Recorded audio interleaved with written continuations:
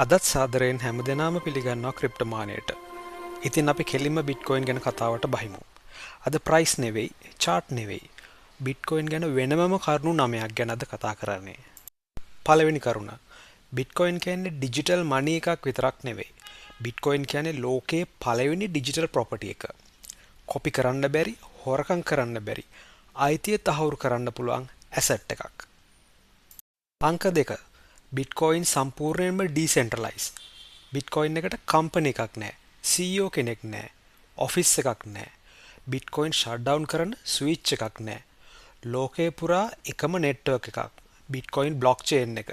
Computers මිලියන ගණනක් rules වලට වැඩ කරනවා. අංක 3. Bitcoin is energy. බිට්කොයින් කියන්නේ පේපර් මනි වගේ ලේසියෙන් හදන්න පුළුවන් එකක් නෙමෙයි.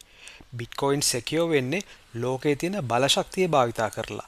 Electricity, hardware, global computer power. ඒකයි bitcoin hardest money ever created කියලා කියන්නේ. අංක 4. Bitcoin is engineered scarcity. Bitcoin දුර්ලභ වෙන්නේ අහම්බයක් නිසා නෙමෙයි. ඒක ඩිසයින් කරලම තියෙන දුර්ලභ එකක් විදිහට. බිට්කොයින් ප්‍රින්ට් කරන්න බැංකුවක්, ගවර්න්මන්ට් එකක් නැහැ. ඒකේ මිලියන 21ක ෆික්ස් සප්ලයි එකක් විතරයි තියෙන්නේ. අංක 5. Bitcoin is the first public digital ledger.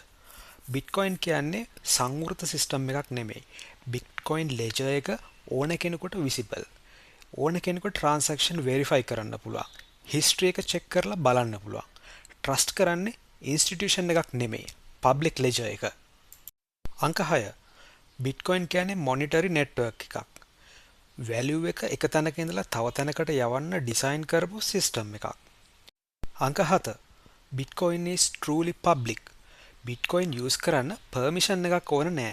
අඩුම ගණනේ බැංකු account එකක්වත් ඕන නෑ. ඕනම කෙනෙකුට ඕනෑම තැනක ඉන්ටර්නෙට් කනෙක්ෂන් එකක් තියෙනවා නම්, ස්මාර්ට්ෆෝන් එකක් තියෙනවා නම් Bitcoin network එක use කරන්න පුළුවන්. අංක 8. Bitcoin වැඩ කරන්නේ ලෝකේ ආරක්ෂිතම කම්පියුටර් නෙට්වර්ක් එක තුල. ඒ කියන්නේ බිට්කොයින් බ්ලොක්චේන් නෙට්වර්ක් එක තුල.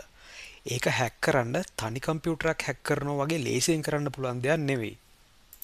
අංක 9. self custody.